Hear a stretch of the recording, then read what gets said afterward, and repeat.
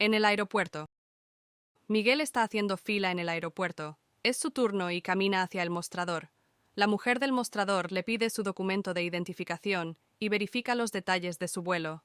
Sí, él está confirmado en el vuelo 103 desde Los Ángeles hacia Hawái al mediodía.